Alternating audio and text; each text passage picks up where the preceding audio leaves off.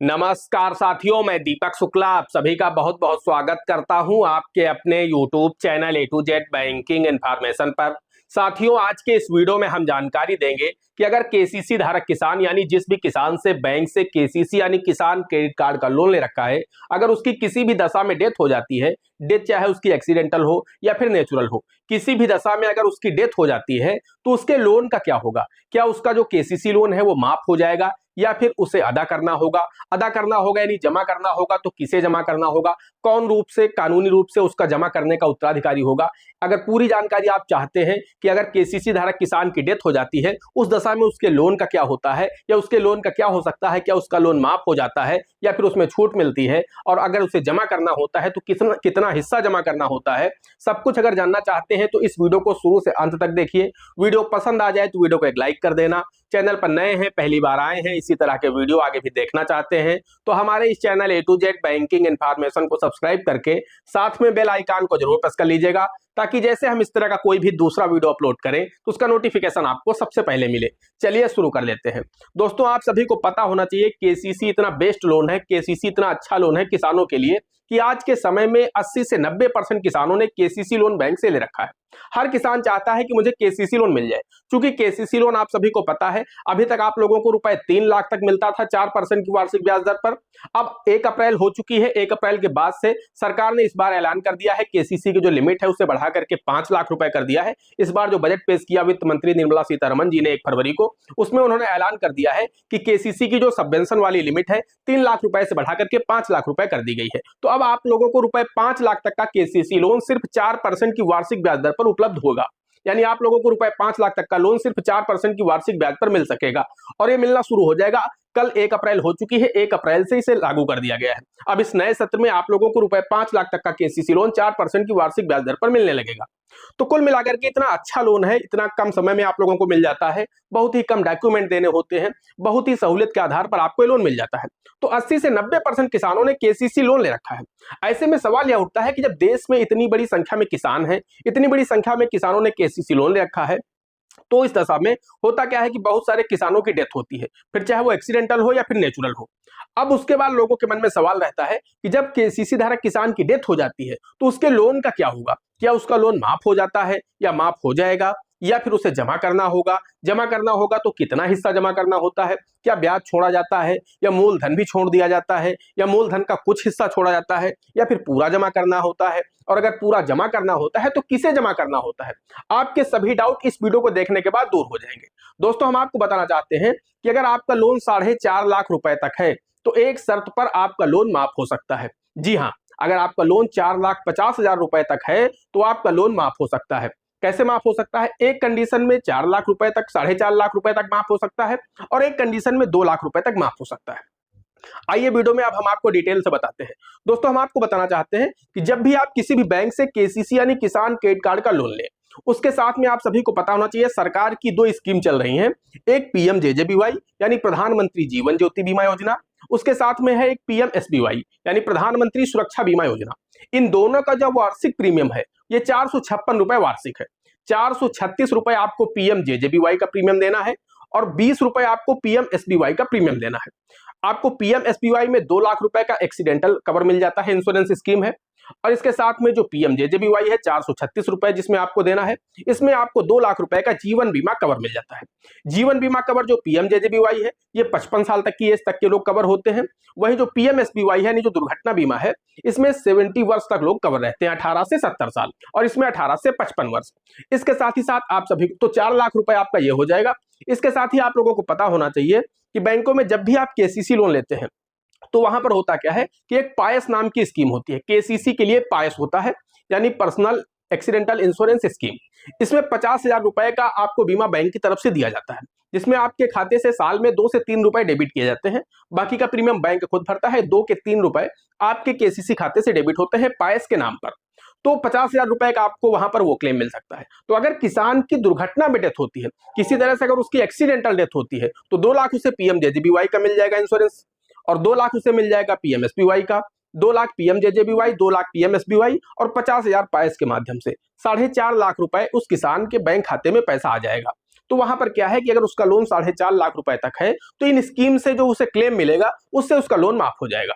बाकी माफी नहीं होगी, बैंक आपका पैसा माफ नहीं करेगी। हाँ, एक शर्त में आपको छूट मिलेगी, वो हम आपको आगे बताएंगे कितनी छूट मिलेगी। वहां पर आपका ब्याज भी छूट जाएगा और मूलधन में भी कुछ हिस्सा आपका छूट जाएगा। किस तरह से छूटेगा, अगर सब कुछ जानना चाहते हैं तो वीडियो में अंत तक बने रहें। तो दोस्तों हम आपको बताना चाहते हैं कि यहाँ पर अगर आपको ये 4.5 लाख रुपए मिल जाएंगे, पहली चीज तो आप बीमा जरूर करवाइए। जब भी आप केसीसी लोन लीजिए तो पीएमएसबीवाई पीएमजेजेबीवाई जरूर कराइए, पायस आपका बैंक खुद ही कर देता है। तो 4.5 लाख रुपए मिल जाएंगे। अगर डेथ वहां पर किसान की नेचुरल होती है तो उस दशा में आप सभी को पता है कि पीएमजेजेबीवाई के माध्यम से उसे 2 लाख रुपए का क्लेम मिल जाएगा। तो वहां पर उसको 2 लाख रुपए मिल जाएंगे, तो आप उस केसीसी खाते में जमा करके, अगर लोन आपका मान लीजिए 4 लाख बकाया है, 2 लाख उससे आपका कट जाएगा तो 2 ही लाख बचेगा आपके ऊपर। अब दोस्तों बात आती है कि मान लीजिए किसान की एज ज्यादा है। पहली चीज तो यह होती है कि पायस में 65 ईयर तक ही लोग कवर होते हैं, यानी जो पायस होता है उसमें 65 साल से अधिक लोगों का बीमा नहीं किया जाता है। जब बैंक 65 साल से अधिक लोगों को केसीसी देता है तो उसमें एक सह खातेदार भी लगा देता है, ज्वाइंट अकाउंट खोल देता है केसीसी का। उसमें कोई ऐसा व्यक्ति जोड़ दिया जाता है घर परिवार का जिसकी एज 65 साल से कम हो, तो पायस फिर उसका कर दिया जाता है। तो उस दशा में मान लीजिए कि उसका बीमा नहीं हो सकता है, और साथ ही साथ उसकी जो डेथ है वो नेचुरल हुई है, एक्सीडेंटल नहीं हुई है, उसका लोन बकाया है 5 लाख रुपए। तो उस दशा में क्या होगा, यानी उसके पास बीमा कवर भी नहीं है और उसका पायस भी नहीं है। पायस जिसका है वो उसमें सह खातेदार के रूप में व्यक्ति जो जुड़ा हुआ है उसका बीमा है, लेकिन जो डेथ हुई है वो जो मेन उसका बारोबर है उसकी हुई है। तो उस दशा में क्या होगा, तो दोस्तों हम आपको बताना चाहते हैं उस दशा में ये होगा। पहली चीज तो ये होती है कि जब भी आप बैंक से लोन लेते हैं तो उस लोन की माफी नहीं हो सकती इस बैंक की तरफ से। हाँ, सरकार कोई स्कीम ले आवे वो अलग विषय है। जैसे कभी कभी आप लोगों ने देखा होगा चुनाव के समय में सरकारों ने ऋण माफी किया है, कि जैसे 2017 में उत्तर प्रदेश की योगी सरकार ने 1 लाख रुपए तक किसानों के लोन माफ किए थे।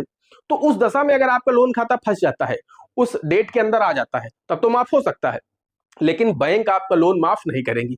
अब बैंक करेंगे क्या कि किससे वसूली करेगी, किससे अदायगी करेगी। तो दोस्तों यहां पर आपके सामने एक विकल्प होता है कि पहली बात तो यह होती है अगर आपके पास में पैसा है तो आपको पूरा पैसा जमा करना है। मान लीजिए 5 लाख रुपए बकाया है, अब जमा कौन करेगा, तो जमा करने का रास्ता यही है कि जो भी उसका लीगल उत्तराधिकारी है, जो भी कानूनी उत्तराधिकारी उसकी प्रॉपर्टी का होगा, जिस व्यक्ति की डेथ हुई है, अगर उसके बच्चे हैं, उसकी पत्नी है, तो वो ही लीगल रूप से उसके उत्तराधिकारी है, बैंक उनसे अदा कराएगा। आपको अदा करना ही होगा, इसमें कोई भी सहूलियत आपको नहीं दी जाएगी। तो कुल मिलाकर के जो भी उसकी प्रॉपर्टी ले रहा है उसको वो लोन अदा करना होगा। बैंक लगातार नोटिस भेजेंगे, दबाव बनाएंगे, खाता एनपीए हो जाएगा। अब अगर आपका खाता एनपीए हो जाता है, केसीसी खाता 2.5 साल बाद एनपीए हो जाता है, यानी जिस भी डेट को आपने पैसा निकाला था उसके 2.5 वर्ष तक अगर आप अपने खाते में पैसा जमा नहीं करते हैं तो आपका केसीसी खाता एनपीए की कैटेगरी में चला जाता है। जैसे ही आपका केसीसी खाता एनपीए होगा तो फिर उसके 6 महीने बाद, यानी जब पैसा निकाले 3 वर्ष पूरे हो जाएंगे, तो वहां पर आपको बैंक एक ऑप्शन देता है कि आप अपने लोन का सेटलमेंट कर लीजिए। जी हाँ दोस्तों, आप सही सलामत खाते का तो सेटलमेंट मत करिए, मैं आपको राय देता हूं कि आप अपने लोन की ईएमआई को टाइम से भरिए। और जो व्यक्ति जीवित है और अभी उसकी उम्र ठीक ठाक है, यानी 35, 40, 50 साल के आसपास है, उसको दोबारा से लोन की आवश्यकता पड़ सकती है, ऐसे लोगों को अपने लोन का सेटलमेंट नहीं करना चाहिए। क्योंकि जब आप अपने लोन का सेटलमेंट करते हैं तो आपकी सिविल में एक दाग लग जाता है और फिर आपको भविष्य में बहुत सारी दिक्कतें होती हैं आपको लोन मिलने में। तो तब आप सेटलमेंट मत करिए। लेकिन जिस व्यक्ति की डेथ हो चुकी है, अब उस व्यक्ति को दोबारा लोन नहीं चाहिए, तो उस व्यक्ति का आप लोन सेटलमेंट जरूर करिए। अब वहां पर क्या है दोस्तों कि आपको इस चीज का ध्यान रखना है कि जब बैंक आपसे बोलेगा कि आप लोन सेटलमेंट कर लीजिए, तो वहां पर बैंक आपसे बोलेगा कि आपका 5 लाख रुपए मूलधन है, 3 साल में 1 लाख रुपए आपका ब्याज हो गया, 6 लाख हो गया, तो आपका हम ब्याज छोड़ दे रहे हैं, आप सिर्फ हमें 5 लाख मूलधन दे दीजिए। तो वहां पर आप निगोशिएशन करिए। क्योंकि दोस्तों अब खाता धारक की डेथ हो चुकी है, बैंक को भी पता है कि पैसा डूबने की कगार पर है। जो हमारा खाता धारक था, जो बारोबर था, जिसकी डेथ हो चुकी है, जिसको हमने पैसा दिया था, वो व्यक्ति रहा नहीं अब। तो उस दशा में पैसा हम उनके जो उत्तराधिकारी है उनसे ले रहे हैं। तो आप लोग हमेशा बैंक वालों से ऐसे बात करिए कि सर हम इतना पैसा दे पाने में सक्षम नहीं है। तो वहां पर होगा क्या कि आपका जो समझौता है वो मुश्किल से 50%, 40% अमाउंट पर हो जाएगा। जी हाँ दोस्तों, 5 लाख रुपए अगर आपका लोन बकाया था आज से 2.5 साल पहले, तो आज की डेट में वो 6-7 लाख रुपए हो गया होगा। ऐसे में आपका जो समझौता होगा वो 2 से 2.5 लाख रुपए में ही हो जाएगा। बस आपको एक चीज का ध्यान रखना है, जब भी वो आपके पास आते हैं, आपसे बोलते हैं इतने में कर लीजिए, तो आप उनसे बोलिए कि हम इतना पैसा दे पाने में सक्षम नहीं है। फिर वापस चले जाएंगे, महीने 2 महीने बाद फिर आपके पास आएंगे। जब उन्हें लगेगा कि ये पैसा डूब चुका है, इसमें अब कुछ भी नहीं हो सकता है, उस दशा में वो 30% अमाउंट तक भी समझौता कर सकते हैं आपसे। जी हाँ दोस्तों, प्रिंसिपल के 30% अमाउंट पर आपसे समझौता कर सकते हैं कि जो मूलधन लिया था जिसकी डेथ हुई है उसने जो मूलधन निकाला था बैंक से उसके 30% 20% अमाउंट पर भी बैंक समझौता कर लेता है। उसे लगता है कि गया धन जो मिल जाए वही बहुत है, तो उस दशा में आप लोग समझौता कर लीजिए। वहां पर अच्छा खासा आपको छूट मिल जाएगी। यानी मान लीजिए 7 लाख रुपए आपका बकाया है और आपका समझौता 2 लाख या 3 लाख में हो जा रहा है, तो आपका 4 से 5 लाख रुपए बच जाएगा और वहां पर आपके लोन खाता जो है वो बंद हो जाएगा। क्योंकि उस व्यक्ति के सिबिल में अब दाग आएगा तो आने दीजिए, कोई फर्क नहीं पड़ता है, क्योंकि उस व्यक्ति की डेथ हो चुकी है, उसका आप लोन सेटलमेंट कर लीजिए बहुत ही आसानी से। अगर आपका बैंक आपसे लोन सेटलमेंट नहीं करता है तो आप राष्ट्रीय लोक अदालत लगती है साल में 4 बार, आप वहां चले जाइए और राष्ट्रीय लोक अदालत में पहुंच करके वहां पर आप समझौता कर लीजिए और आप अपने लोन से मुक्त हो जाइए। क्योंकि लोन आपको अदा ही करना है, या तो आप सेटलमेंट करिए, आप उसको जमा करिए। अगर आप सेटलमेंट नहीं कर रहे हैं तब भी आपको बैंक परेशान करेगा। जो भी उसके उत्तराधिकारी होंगे, जिसको भी वो प्रॉपर्टी मिल रही, जिस जमीन पर लोन है, वो जमीन जिसे भी मिल रही है उससे बैंक वसूली का दबाव बनाएगा और वसूली करवा के मानेगा। भले ही आप जमा करिए, सेटलमेंट करिए, कुछ भी करिए, लेकिन उस लोन खाते को क्लोज करना होगा। आज क्लोज करिए, 2 साल बाद क्लोज करिए, 3 साल बाद क्लोज करिए, 5 साल बाद क्लोज करिए। लेकिन बैंक वाले लगातार आपके घर आते रहेंगे, दबाव बनाते रहेंगे कि आप मेरा पैसा बकाया है, मेरा पैसा दीजिए। तो सबसे बेहतर विकल्प है कि आप लोग लोन का सेटलमेंट कर लीजिए। और मैंने जो दूसरी चीज आपको बताई कि जो भी लोन आप लेते हैं बैंक से, आप पीएमएसबीवाई, पीएमजेजेबीवाई जरूर लीजिए। 456 रुपए का सिर्फ वार्षिक प्रीमियम है और उसमें आप लोग 4 लाख रुपए का बीमा कवर आपको मिल जाता है, ताकि भविष्य में अगर किसी तरह की कोई घटना दुर्घटना होती है तो वहां पर आपको क्लेम मिल जाए, जिससे आपका लोन खाता बंद किया जा सके। दोस्तों, आशा करते हैं आपको वीडियो पसंद आया होगा। अगर वीडियो पसंद आया है तो वीडियो को एक लाइक कर देना। चैनल पर नए हैं, पहली बार आए हैं, इसी तरह के वीडियो आगे भी देखना चाहते हैं तो हमारे इस channel A to Z banking information को सब्सक्राइब करके साथ में बेल आइकन को जरूर प्रेस कर लीजिएगा, ताकि जैसे हम इस तरह का कोई भी दूसरा वीडियो अपलोड करें तो उसका नोटिफिकेशन आपको सबसे पहले मिले। दोस्तों, आज के वीडियो में इतना ही, मिलते हैं अगले वीडियो में किसी अगले इंटरेस्टिंग टॉपिक के साथ। तब तक के लिए जय हिंद, जय भारत।